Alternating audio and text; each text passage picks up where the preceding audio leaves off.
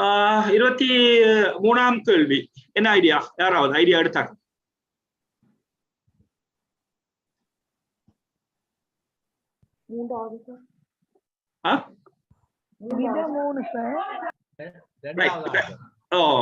கேள்விய பாருங்க. வளஞ்சுழியா என்ன செய்யறாருன்னு சொன்னா நகர்ந்து வார, அப்படித்தானே? வளஞ்சுழியா நகர்ந்து வார. வளஞ்சுழியா நகர்ந்து வரக்குள்ள முதலாவது ஸ்டெப்ஸ்ல என்ன செய்யறாருன்னா ஒரு கோடை விடுறார், அப்படித்தானே? ஒரு கோட்டை, இந்த ஒரு கோட்டை விட்டுட்டு அடுத்ததுக்கு வார. அடுத்ததுல என்ன செய்யறாருன்னு சொன்னா அடுத்ததுக்கு வார ஒன்றுல திரும்ப என்ன செய்யறாருன்னா 2 கோடு விடுறார். 2 கோடு விடுறாரா இல்லையா டீச்சர்? 2 கோடு விட்டு வர. அடுத்ததுல அடுத்ததுக்கு வர. இப்ப இங்க இருந்து என்ன எத்தனை கோடு விடணும்? 3 கோடு விட. Very good. 3 கோடு விடணும்னா என்ன ஆன்சர் வரும்? மூன்றாவதா நாலாவதா?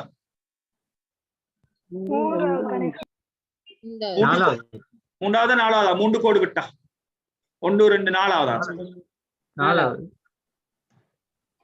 நாலாவது ஆன்சர் பாருங்க, சரியா பாருங்க. ஐடியா தான். முதலாவது ஒரு கோடு விட்டு வரார். அடுத்ததுல என்ன செய்யறாருன்னா 2 கோடு விட்டு அடுத்த படம் வருது. அதுக்கப்புறம் என்ன செய்யறா திரும்ப ஒரு கோடு விடுது. ஒரு கோடு விட்டு இங்க வர. திரும்ப என்ன செய்யணும்னா 3 கோடை விட்டு வரணும். 3 கோடை விட்டு வரணும்னு சொன்னா நிச்சயமா மேல உள்ளாலும் கீழே உள்ளாலும் சமனாகணும். அப்ப ஆன்சர் வந்துட்டு என்ன வரும்னு சொல்லி கேட்டா 4ஆவது ஆன்சர் தான். இந்த கோடுகள் 24ஆம் கேள்வி. இந்த கோடுகளினுடைய திசை அந்த டொட்டுகள் மாறி மாறி வந்திருக்குது, இடைவெளிகள் மாறி வந்திருக்குது. அப்ப உண்மையாவே ஆன்சர் என்ன வரும்னு சொன்னா அந்த இடம் மாத்தி காட்டுறாள்.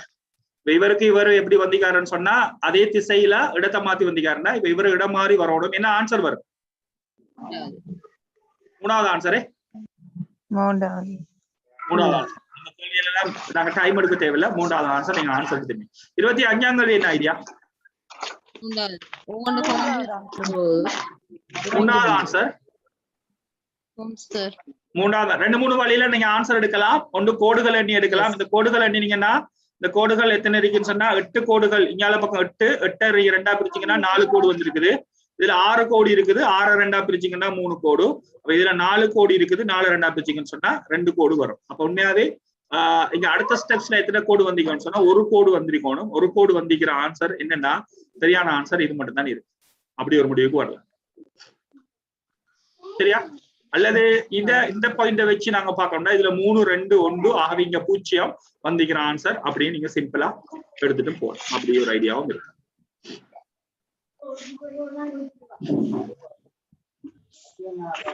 சார் 23 இருக்குல்ல சார்? அந்த 23ல பாருங்க சார், அந்த வளைவு இருக்குல்ல மற்ற பக்கம் இல்ல திரும்பி நிக்குது. அது இஷ்யூ இல்ல. என்னன்னா பிரதர், என்னன்னா டீச்சர், அது எங்களுக்கு இஷ்யூ இல்ல. இது வந்துட்டு அடுத்து வரும் படம் தான் கேள்வி. விளையாடா வித்தியாசமான படம் கேள்வி வந்தாதான் நீங்க அந்த ஆன்சரை கவர் பண்ணணும். கேள்விக்கு ஏற்ற மாதிரி ஆன்சர் எடுக்கணும். விளையாடா வித்தியாசமான படம் எது இந்த கேட்டா என்ன சொல்லுவீங்க? இதுக்குள்ள 3ஆவது சொல்லலாம் சார். ஏன் 3ஆவது சொல்லலாம்? ஏன் மத்தாக்கள் எல்லாருமே வளைஞ்சுழியா என்ன செய்யறாங்க? அப்படி அந்த ஸ்டெப்ஸ்ல நாங்க பாக்குறோம். வளைஞ்சுழியா இருக்குது. எல்லாருமே வளைஞ்சுழியா இருக்காங்க. இவர் மட்டும் என்ன செய்யறாரு? இடைஞ்சுழியா சுத்துறாரு. அதான மீனிங். இதான் இந்த கேள்வியை அணுகிற முறைதான். விளையுதா? இப்ப நீங்க வந்துட்டு இந்த மெட்டீரியலை நீங்க படிக்கிறதுனூடாக அணுகிற விஷயம் அதான். ஒன்று வித்தியாசமான இதுல இதுல ஏற்கனவே நாங்க பார்த்திக்கிறோம் தலைப்புகள்ல. நான் தலைப்பை நான் ஞாபகப்படுத்திட்டு போறேன். என்ன தலைப்பு பார்த்தோம்? மாறுபட்டது. என்ன மாறுபட்ட படங்களை தெரிவு செய்தல் இருக்கா? ஒரு அமைப்பு முறை இருக்கு. அப்ப அதுக்குள்ள அந்த கேள்வி வந்தா என்ன ஆன்சர் எடுப்பீங்க? எப்படி எடுப்பீங்க? அடுத்து வரும் படம் கூட நாங்க அப்படி எடுக்கல. உங்களுக்கு ஒரு தெளிவண்டு வரும். இந்த மெட்டீரியலை நாங்க முடிக்க போல உங்களுக்கு ஒரு பெரிய ஒரு தெளிவண்டு வரும். நாங்க வெயிட் பண்ணுவோம். அது வரைக்கும் வெயிட் பண்ணுவோம். ரைட். 26ஆவதுக்கு என்ன ஐடியா? 25ஆவதுக்கு 3ஆவது சரி. 26ஆவதுக்கு என்ன ஐடியா? என்ன ஐடியான்னு சொல்லுங்க. என்ன ஐடியா எடுத்தீங்க? எங்களுக்கு நிச்சயமா கிடையா வரணும்ங்கிறது மட்டும் எங்களுக்கு தெளிவு. இப்ப கிடையா வந்தா அதுல வலப்பக்கத்துல இருக்கணும். என்ன ஒன்று வேற என்ன ஐடியா எடுக்கலாம்? 3ஆவதுங்கிறதுக்கு என்ன ஐடியா எடுக்கலாம்? அந்த நிரட்டப்பட்டது உண்டு. இதுல ஒண்ணுமே இல்ல நல்லா கவனிச்சுக்கொள்ளுங்க. கீழ்பக்கம் திசைகளை வச்சிடுங்க. மேல் திசை அவ நிச்சயமா என்ன வரணும்னா கீழ் திசை வரணும். இவர் முதலாவது படம் என்னறாருன்னா படம் நகர்வு எங்களுக்கு பிரச்சனை இல்ல. இவர் கீழ் திசை, அதே இதுல இவர் மேல் திசை வரார். அப்ப இவர் கீழ் திசை, இவர் மேல் திசை வந்திருக்காருன்னா நிச்சயமா கீழ் திசை வரணும். அப்ப கீழ் திசைங்கிறது ஒரே ஒரு ஆன்சர் தான் இருக்குது. அப்ப 3வது ஆன்சரை நாங்க எடுத்துக்கிறோம். ரைட். 26ஆம் கேள்வி இஷ்யூ இல்ல. 26ஆம் கேள்விக்கு 3வது ஆன்சர் எடுத்துக்கொள்ளுங்க. 27ஆம் கேள்வி 27ஆம் கேள்வியை பார்த்துக்கொள்ளுங்க. பக்கங்களை அடையாளப்படுத்தி நிக்கி அந்த டாட்ஸ் வந்துட்டு என்ன செய்யுதுன்னு சொன்னா அந்த அறுகோணியினுடைய பக்கங்களை சாடி நிக்குது. அதான் தியரி. அப்ப பக்கங்களை சாடி நிக்குதுன்னு சொன்னா என்ன ஆன்சர் வரலாம்? 3வது ஆன்சர். Very good. அதுல சேலஞ்ச் இல்ல, அதுல ஆர்கியூமெண்ட்டும் இல்ல. 3வது ஆன்சர் தான். 3வது ஆன்சர் எடுத்துக்கொள்ள. 28 வரையிலதான் 4வது வரையில. அது ஏன் சொல்லுங்க பாப்போம். அந்த ஷேப் மாற இல்ல. ஓ, படம் மாற இல்லையே. படம் மாற இல்ல, ஷேப் அப்படி இருக்கு. படம் மாற இல்லையே. 4வது படம் வரணும்னு சொன்னா என்ன செய்யணும்? படம் மாறி வந்திக்கணும். இங்க அறுகோணி அப்படியே அறுகோணியா வந்திருக்கு. அப்ப இங்க இருக்கிற உருவம் அப்படியே அதே உருவமா வரணும். அதே உருவமா நீங்க வந்து இந்த சகைய அடையாளத்தை நீங்க போட்டீங்கன்னா அது பக்கத்தை காட்டாது, மூளையை தான் காட்டும். அருகோணிய சார் மாத்தினாலும் அதே பேட்டர்னுக்கு வரையில சுத்தி வர அதே பேட்டர்னுக்கு வரலாம். ஓ, அதான் இப்ப இது சுத்தி வர அதே பேட்டர்னுக்கு வரலாம்டா. அப்ப நல்லா கவனிச்சுக்கொள்ளுங்க. இதை நீங்க மாத்திரன்னா எப்படி மாத்த போறீங்க? என்ன திசையில மாத்த போறீங்க? அப்ப எங்களுக்கு இது மாத்திரத்துக்கான எந்த அறிகுறியும் இல்ல. விளையாடா சார், விளையாடா. இப்ப அறுகோணியை பொறுத்த வரைக்கும் அறுகோணியை மாத்திரத்துக்கான எந்த அறிகுறியுமே இல்ல. அப்படியேதான் போட்டிக்கிறாங்க. அப்ப நாங்க மறைமுகமான ஒரு விஷயத்த நாங்க உறுதியா நாங்க எடுக்கல. அப்ப இதுல நேரடியாவே இது வந்திருக்குன்னு தான் நாங்க எடுக்கணும். அப்ப அதே இதுல இவர் வந்து இப்படி ஒரு ஆன்சர் இல்லைன்னா நீங்க சொல்றது சரி சார், பிரச்சனை இல்லை. இப்படி ஒரு ஆன்சர் இல்லைன்னா இந்த ஆன்சர் சரி. அப்ப நாங்க என்ன செய்யணும்னா இப்படி ஒரு ஆன்சர் இருக்கிறபடியால இந்த ஆன்சருக்கு நாங்க முன்னுரிமை கொடுப்போம். ரைட். 28ஆம் கேள்வி. இந்த இப்படி பல்கா நிறைய குறியீடுகள் வார சந்தர்ப்பங்கள்ல நல்லா அவதானிங்க. இந்த கேள்வி வந்துட்டு லோ காலேஜ்ல வேறொரு விதமா இதே கேள்வி பேப்பர் ஒரே கேள்வி வந்திருக்குது.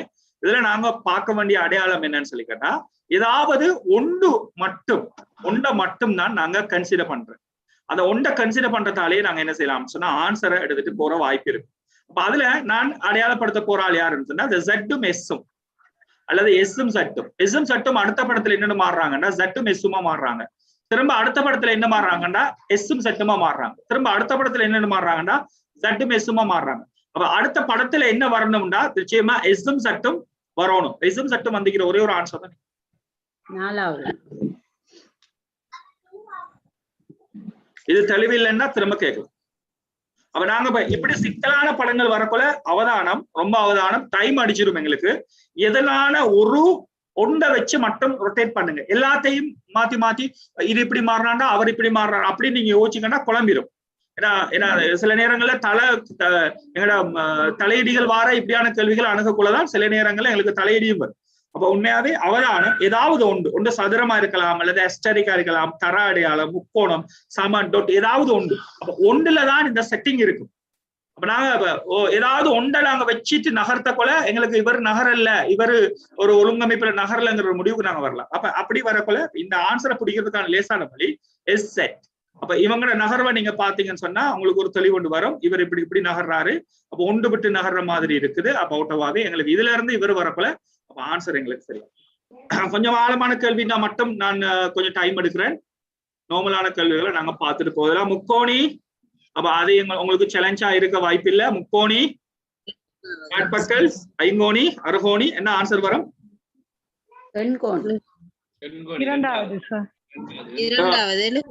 எழுகோணி. எஸ், எழுகோணி. எழுகோணி ஆன்சர் 2வது ஆன்சர். அப்ப அதுல உங்களுக்கு சேலஞ்ச் இல்ல. படங்களை நீங்க பார்த்த உடனே அடையாளப்படுத்தக்கூடிய மாதிரி. 30வது கேள்வி. 30வது கேள்வி முதலாவது படம் மாதிரி ஒரு படம் வரணும், அப்படித்தானே? இல்லையா? முதலாவது படம் மாதிரி ஒரு படம் வந்தா சரியா? எஸ்.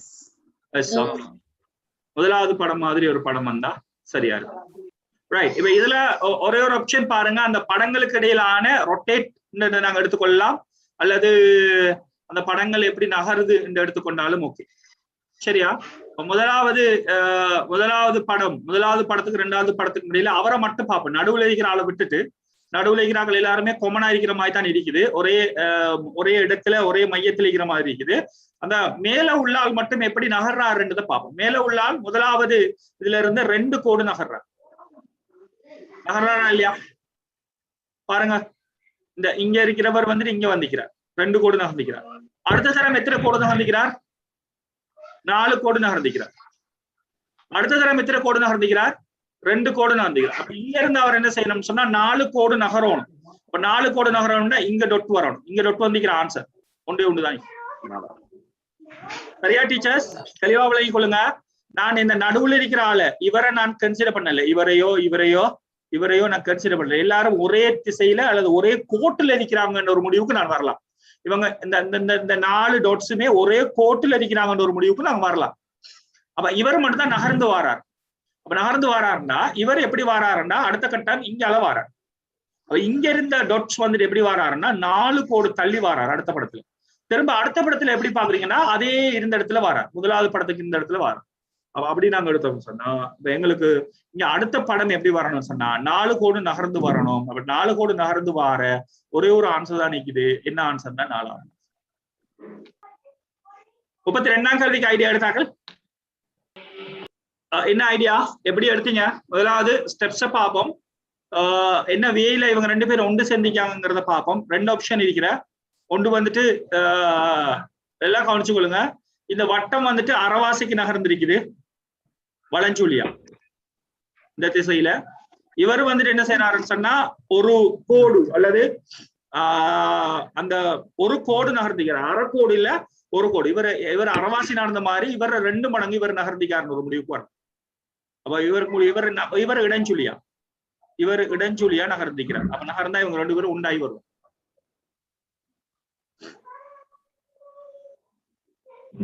சரியா? அதே இதுல அப்ப இவரை நாங்க பார்ப்போம். இப்ப அடுத்த ஸ்டெப் இங்க இருக்கிறார். இவர் என்ன செய்யறாருன்னா அரவாசி நகர்றாரு. திரும்ப இவர் என்ன செய்யறாருன்னா எத்தனை துண்டு நகர்றாரு அதே திசையில. இவரை பாருங்க, இவர் இங்க இருந்து பாருங்க, இவர் இங்க இருந்து அரவாசி நகர்றாரு. அவரை டியூட்டியை சரியா தான் செய்யற. வட்டம் என்ன செய்யுதுன்னு சொன்னா நிச்சயமா அரவாசி தான் நகருதுன்ற ஒரு முடிவுக்கு வரலாம். வளைச்சுழியா வட்டம் வந்துட்டு அரவாசி தான் நகருதுன்ற ஒரு முடிவுக்கு வரலாம். இங்க பாருங்க, இதுதான் லேசா ஆன்சரை பிடிக்கிற வழி. என்ன மாற்றம் இல்லை. நான் அதான் உங்கள்ட்ட சொன்னா ஒரு படத்தை மட்டும் வச்சிடுங்க. இவர் அரவாசி வளஞ்சுழியா நகர்ந்திக்கார் அல்லது திசையில நகர்ந்து வாரார். வளஞ்சுழியா நகர்ந்து வாரார். இவர் அரவாசிக்கு அரவாசில இருந்து மூளைக்கு வாரார். மூளையில இருந்து இங்க வாரார். இங்க இருந்து இங்க வாரார். அப்ப உண்மையாவே ஆன்சர் என்ன வரணும்னு சொல்லி கேட்டா இங்க வரும். அடுத்த படத்துல ஆன்சர் வந்துட்டு எப்படி வரணும்னா வட்டம் வந்துட்டு இந்த மூளையில வந்திக்கிற ஆன்சர் வரும். இந்த 2 ஆன்சர் இருக்கு. இந்த 2 ஆன்சரும் வராது. இந்த 2 ஆன்சர் தான் வரும். இந்த 2 ஆன்சர்ல வந்து நாங்க ஒரு ஆர்டர் படிக்கணும்னா கட்டாயம் நட்சத்திரத்தினுடைய நகர்வு சம்பந்தமா நாங்க பார்த்தே ஆகணும். ஒரு ஆப்ஷன் எங்களுக்கு இல்ல. அப்ப இவர் வந்துட்டு ஏற்கனவே ஒன்று நகர்ந்தவர், இடஞ்சொலியா நகர்ந்தவர். திரும்ப என்ன செய்யறாரு சொல்லுங்க பாப்போம். திரும்ப என்ன செய்யறாரு? இவரு ஒன்று நகர்ந்தவர். திரும்ப ஒன்றுல இருந்து ஒன்று நகர்ந்து இங்க வந்திக்காரு. திரும்ப என்ன செய்யறாருன்னா அதே இடஞ்சொலியா எத்தனை நகர்றாரு?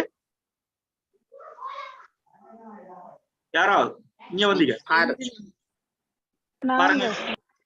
எத்தனை காஃப் நகர்றாரு? இதுல ஒரு காஃப் இங்க வரணும். இங்க ஒரு காஃப், 2 காஃப், 3 காஃப், 4 காஃப் நகர்றாரு. 4 காஃப் தானே நகர்ந்து வந்திக்காரு. இங்க இருந்து அவர் எத்தனை காஃப் நகரணும்? இடஞ்சொலியா திரும்ப ஏற்கனவே 2 காஃப் நகர்ந்தவர் 4 காஃப் மூல அது ஒரு திரும்ப என்ன செய்யறாருன்னா அதே இடஞ்சொலியா 2 காஃப் நகர்றாரு. 2 காஃப் நகர்றாரு. இப்ப இங்க இருந்து அவர் 4 காஃப் நகரணும்.